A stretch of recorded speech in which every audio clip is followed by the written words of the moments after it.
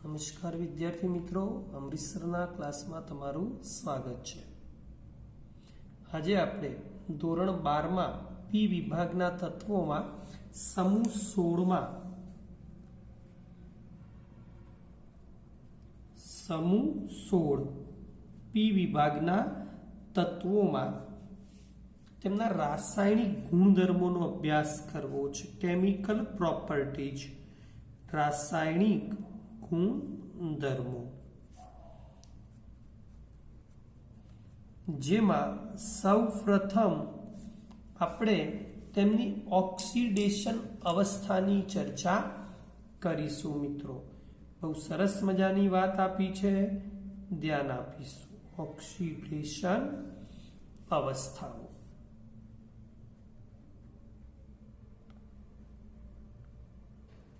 આપણે જાણીએ છીએ કે સમૂહ 16 ના તત્વો ઓક્સિજન, સલ્ફર, સેલેનિયમ, ટેલુરિયમ અને પોલોનિયમ છે। તેમની સામાન્ય ઇલેક્ટ્રોન રચના મિત્રો NH2 Np4 થાય। માટે તે આ બધા જ તત્વો સામાન્ય રીતે -2 +2 +4 અને +6 ઓક્સિડેશન અવસ્થા ધરાવે છે। જેમાં સમૂહમાં ઉપરથી નીચેની તરફ જતા, શબ્દો લખી રહ્યું છું, સમૂહમાં ઉપરથી નીચેની તરફ જતા -2 ઓક્સિડેશન અવસ્થાની સ્થાયીતા ઘટે છે। ઓલરેડી ઉપર ધાતુ હોય, નીચે ધાતુ તત્વો બનતા જાય, એટલે -2 ની સ્થાયીતા ઘટે છે।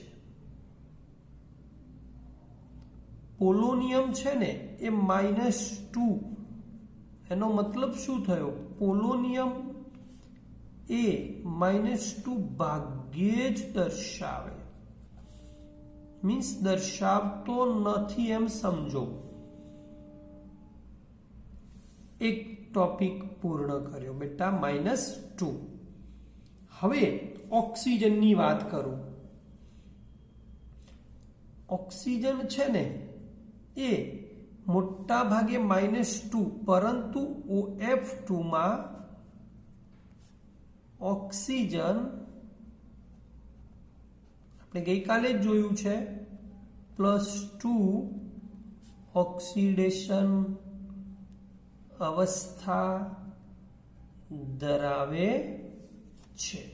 OF2 માં ઓક્સિજન છે ને +2 ઓક્સિડેશન અવસ્થા ધરાવે છે। આ ઉપરાંત બીજી વાત કહીએ મિત્રો, તો મોટા ભાગના તત્વોમાં +4 અને +6 ઓક્સિડેશન અવસ્થાઓ હોય તે સામાન્ય હોય છે। સમજાવું તમને કે સલ્ફર એ SO2 બનાવે, સેલેનિયમ પણ O2 સાથે જોડાઈ SeO2 અને ટેલુરિયમ TeO2 બનાવે।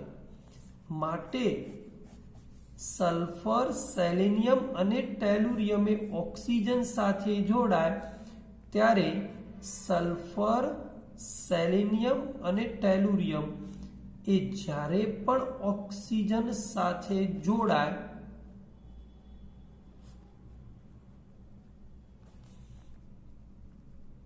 ત્યારે +4 ઓક્સિડેશન અવસ્થા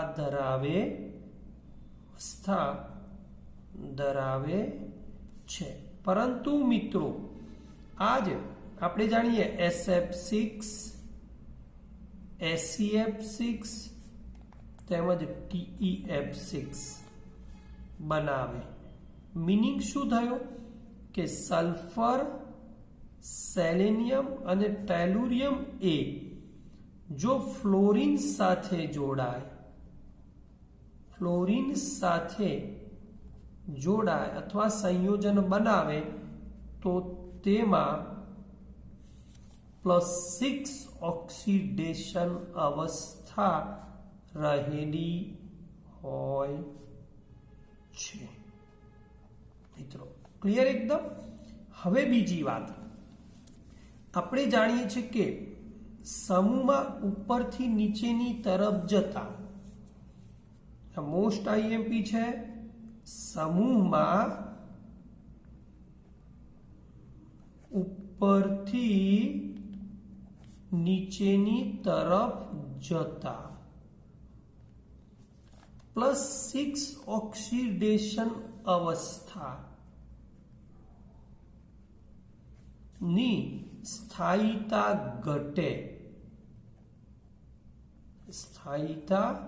ઘટે તથા +4 ઓક્સિડેશન અવસ્થાની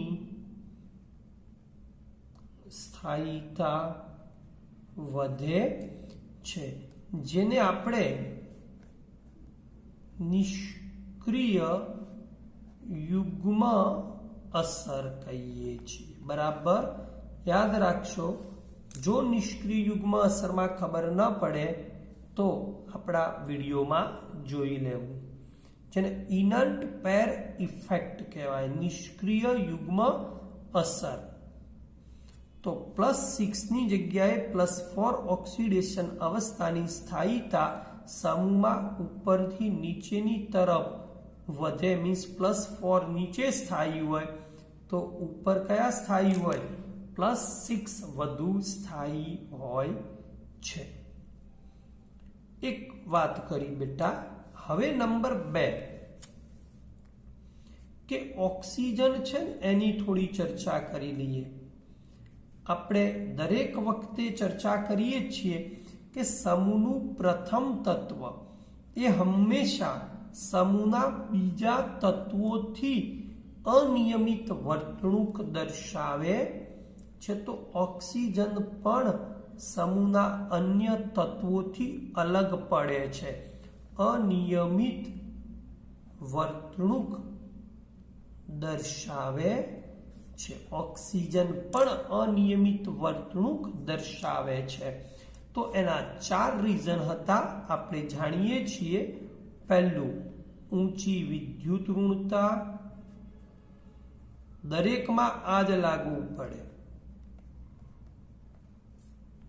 નંબર 2, નાનું કદ। નંબર 3, ઊંચો ત્રિજ્યા અપોન વીજભારનો ગુણોત્તર, તેમજ છેલ્લું સમૂહનું પ્રથમ તત્વ હોવાથી ડી કક્ષકોની અપ્રાપ્યતા, ડી કક્ષકો પ્રાપ્ય હોતી નથી, જેના કારણે ઓક્સિજન એ અનિયમિત વર્તણૂક દર્શાવે છે। એક સરસ મજાની ચર્ચા કરીએ બેટા ઊંચી વિદ્યુત ઋણતાની। દાખલા તરીકે H2O છે ને મિત્રો, એ પ્રવાહી છે, જ્યારે H2S છે ને એ વાયુ છે। કેમ? તો H2O માં ઓક્સિજનની વિદ્યુત ઋણતા વધારે છે, માટે તેમાં H2O માં આંતર આણ્વીય હાઇડ્રોજન બંધ જોવા મળે છે, અને એના જ કારણે H2O પ્રવાહી છે, પરંતુ H2S માં આવો કોઈ બંધ જોવા મળતો નથી, માટે આ વાયુ સ્વરૂપે હોય છે। કારણ કે જુઓ, ઓક્સિજનની વિદ્યુત ઋણતા ઊંચી છે, માટે તે તરત જ બાજુના H2O ના અણુમાં રહેલા હાઇડ્રોજન સાથે હાઇડ્રોજન બંધ બનાવે।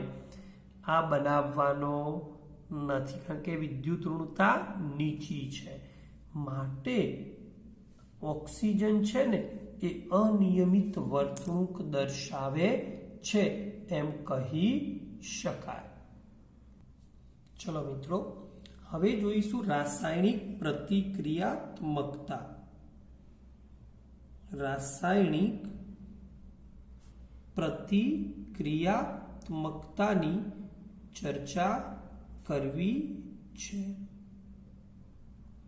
આપણે એક વસ્તુ ખાસ જાણીએ છીએ કે રાસાયણિક પ્રતિક્રિયાત્મકતામાં એક હાઇડ્રોજન સાથેની, બીજા ઓક્સિજન સાથેની તેમજ હેલોજન અને જો જરૂર પડે તો ધાતુ સાથેની ચર્ચા કરીએ છીએ.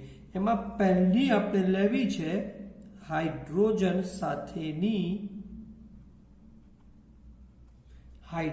સાથેની પ્રતિક્રિયાત્મકતા જોઈશું.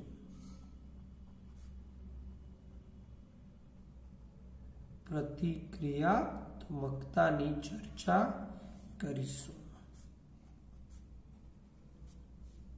આપણે જાણીએ છીએ કે NH2NP4 બે ઇલેક્ટ્રોન એને જરૂર છે, માટે સમૂહ 16 ના જે તત્વો છે ને મિત્રો, સમૂહ 16 ના તત્વો જ્યારે હાઇડ્રોજન સાથે પ્રતિક્રિયાત્મકતા કરે ને ત્યારે H2E પ્રકારના સંયોજનો બનાવે. બરાબર ધ્યાન આપશો. H2E, જ્યાં E એટલે આપણા કયા સંયોજનો માં તત્વો ઓક્સિજન, સલ્ફર, સેલેનિયમ, ટેલુરિયમ અને પોલોનિયમ છે. લગભગ પોલોનિયમ રેડિયો સક્રિય હોવાથી તેનો અભ્યાસ આપણે કરતા નથી. H2E પ્રકારના હાઇડ્રોજન સાથેના એટલે હાઇડ્રાઇડ સંયોજનો બનાવે છે. H2E પ્રકારના હાઇડ્રાઇડ સંયોજનો બનાવે છે. હવે તેમનું એસિડિક લક્ષણ ખાસ તૈયાર કરવું પડશે. જેમ સમૂહમાં ઉપરથી નીચેની તરફ મીન્સ H2O થી H2S થી H2 છેલ્લો લખી દઈએ Se અને H2TE તરફ જઈએ બેટા. H2O થી H2TE તરફ જઈએ તેમ એસિડિક લાક્ષણિકતા વધે છે. બરાબર યાદ રાખીશું આ વસ્તુ. એસિડિક લાક્ષણિકતા વધે છે. હવે એક પ્રશ્ન થાય પાછો કે સર એસિડિક લાક્ષણિકતા કેમ વધી? તો સમૂહમાં ઉપરથી નીચેની તરફ જવામાં આવે, ઉપરથી નીચેની તરફ જતા મિત્રો H અને E વચ્ચેનો જે બંધ છે ને તેની બંધન એન્થાલ્પી He બંધની બંધન એન્થાલ્પી ઘટે છે. મીન્સ બંધ તોડવા માટે ઓછી ઉર્જા આપવી પડે છે. તો બંધન એન્થાલ્પી ઘટી તો હાઇડ્રોજન્સ આ જે હાઇડ્રાઇડ સંયોજનો હતા ને તેમની આથી શું કહી શકાય કે ભાઈ હાઇડ્રાઇડ સંયોજનોની ઉષ્મીય સ્થાયીતા ઘટે છે. ઉષ્મીય સ્થાયીતાને આપણે થર્મલ સ્ટેબિલિટી કહીશું. ઘટે છે. મીન્સ H2O થી H2PO તરફ જતા થર્મલ સ્ટેબિલિટીનો ક્રમ જણાવો. આવું માગી લે કે સમૂહ 16 ના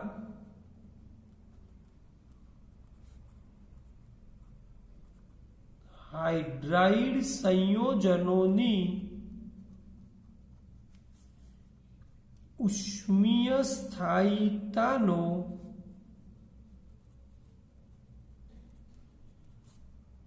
ક્રમ જણાવો અથવા સાચો ક્રમ કયો છે, આવો MCQ આપણને પૂછી શકે. તો સાચો ક્રમ કાં ચડતો માગ્યો હોય કે ઉતરતો માગેલો હોઈ શકે. તો મિત્રો યાદ રાખશો, આ H2O, પછી H2S, H2SC, H2 ટેલુરિયમ સાથેનો અને H2 પોલોનિયમ. હમણાં જ આપણે વાત કરી કે H2O કરતો H2S, તેથી H2SC ને H2T ને H2PO તરફ જઈએ તેમ He બંધની વિયોજન એન્થાલ્પી ઘટે છે. માટે તાપીય સ્થાયીતા, ઉષ્મીય સ્થાયીતા જેને કહેવાય H2PO ની ઓછી હોય છે. બરાબર યાદ રાખીશું. આવા પ્રશ્નો ઘણી બધી વખત ઓબ્જેક્ટિવ તરીકે પૂછાતા હોય છે. બીજી વાત કે રિડક્શન કર્તા તરીકે વર્તે છે. અહીં H2O સિવાયના, કારણ કે પ્રવાહી સ્વરૂપ છે અને હાઇડ્રોજન બંધ બનાવે છે, માટે H2O સિવાયના બધા જ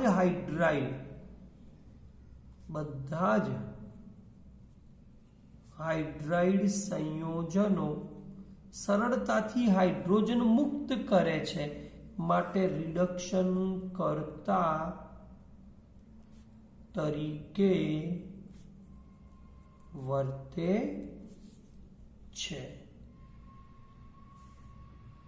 ઓકે મિત્રો, તો એસિડિક ગુણધર્મ તેમજ રિડક્શન કર્તાનો ગુણધર્મ તેમજ ઉષ્મીય સ્થાયીતાની ચર્ચા સમૂહ 16 ના તત્વોના હાઇડ્રાઇડમાં કરી.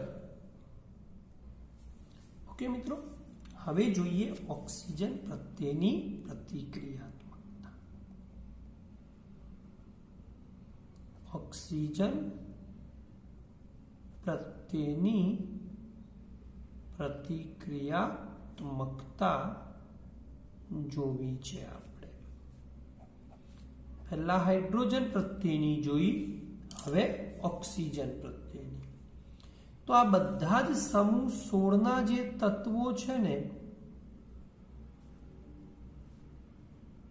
એ બે પ્રકારના ઓક્સાઇડ બનાવે, EO2 તેમજ EO3 પ્રકારના ઓક્સાઇડ સંયોજનો બનાવે.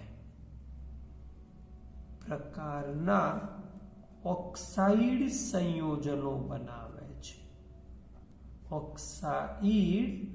સંયોજનો બનાવે છે. જ્યાં E તરીકે જો EO2 હશે તો ઓક્સિજન લઈ શકીશું, બાકી આમાં નહીં લેવાય. ઓક્સિજન, સલ્ફર, સેલેનિયમ, ટેલુરિયમ તેમજ પોલોનિયમ છે. યાદ રાખશો, EO2 માં E તરીકે O લઈ શકીશું. હવે આ ઓક્સાઇડની થોડી ચર્ચા કરવી છે. ધારો કે અહીંયા O લીધો, આમાં EO2 ની ચર્ચા કરી લઈએ. ચલો પહેલા ડાયોક્સાઇડ કહેવાય, EO2 પ્રકારના ઓક્સાઇડ. O સાથે O2 એટલે O3 બનાવે. બીજો અહીંયા E ની જગ્યાએ S મૂકીએ તો SO2 બનાવે, ડાયોક્સાઇડ. આ બંને વાયુ સ્વરૂપે હોય મિત્રો, ગેસિયસ ફેઝમાં હોય. સેલેનિયમ મૂકીએ હવે તો શું બનાવે? SeO2 બનાવે. આ ઘન સ્વરૂપે હોય. ઘન સ્વરૂપે હોય છે. આ ડાયોક્સાઇડ છે ને મિત્રો, એમાં બરાબર ધ્યાન આપજો, ડાયોક્સાઇડ છે બધાએ. મિત્રો પહેલામાં શું કીધું હતું? સમૂહમાં ઉપરથી નીચેની તરફ જતા રિડક્શન કર્તાનો ગુણધર્મ વધે છે. અહીંયા આ ડાયોક્સાઇડના રિડક્શન કર્તાનો જે ગુણધર્મ છે ને એ ઘટે છે. મીન્સ ઓક્સિડેશન કરતાનો ગુણધર્મ વધે. માટે SO2 છે ને એ TeO2 કરતા, સમજો મિત્રો, TeO2 કરતા ઓછો સમૂહમાં ઉપરથી નીચેની તરફ જે રિડક્શન કરતા ઘટે, એટલે આ રિડક્શન કરતા ઘટ્યો એટલે આ શું બની ગયો?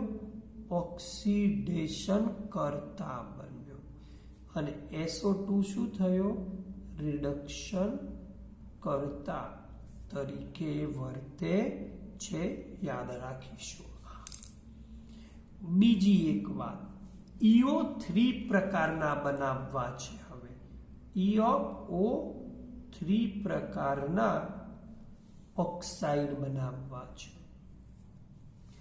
આમાં ઓક્સિજન E તરીકે ઓક્સિજન ન લઈ શકીએ કે O4 થઈ જાય એટલા માટે. તો હવે આવે SO3, પછી સેલેનિયમ લઈએ તો SeO3, ટેલુરિયમ લઈએ TeO3 વગેરે પ્રકારના ઓક્સાઇડ બનાવે છે.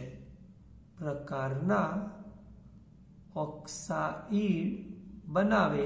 અને આ બધા જ ઓક્સાઇડ છે ને મિત્રો, એ નેચર વાઇઝ સ્વભાવે એસિડિક હોય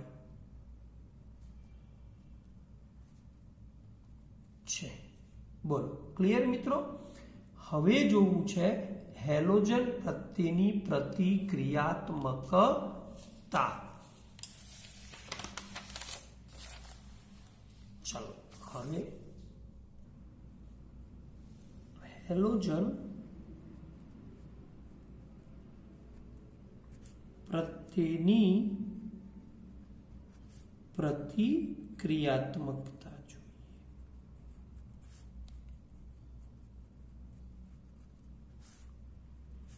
હેલોજન પ્રત્યેની પ્રતિક્રિયાત્મકતા જોવી છે.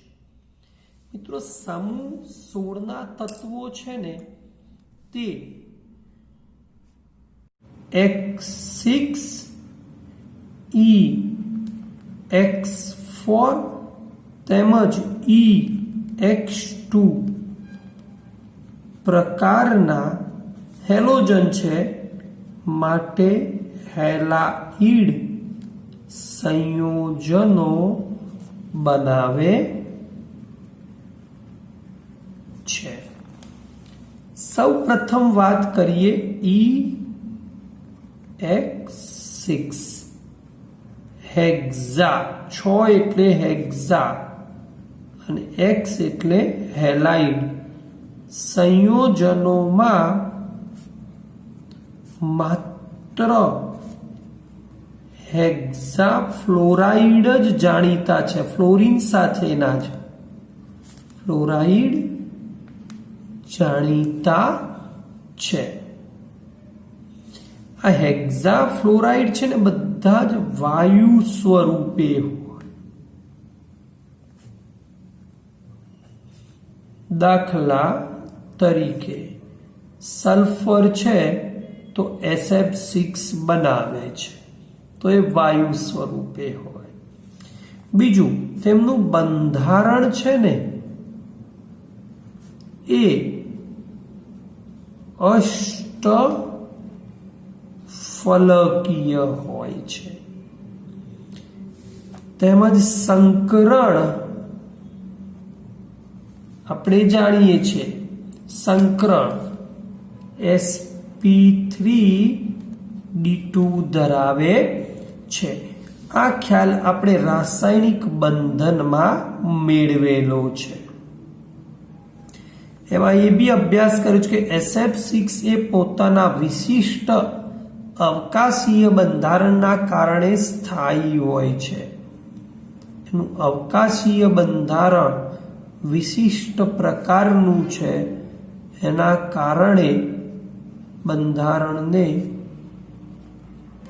કારણે SF6 એ સ્થાયી હોય છે. આ થઈ હેક્ઝાહેલાઇડની વાત. હવે ટેટ્રા 4EX4 ટેટ્રા હેલાઇડની વાત કરવી છે. તો એમાં ટેટ્રા ફ્લોરાઇડ જોઈશું આપણે.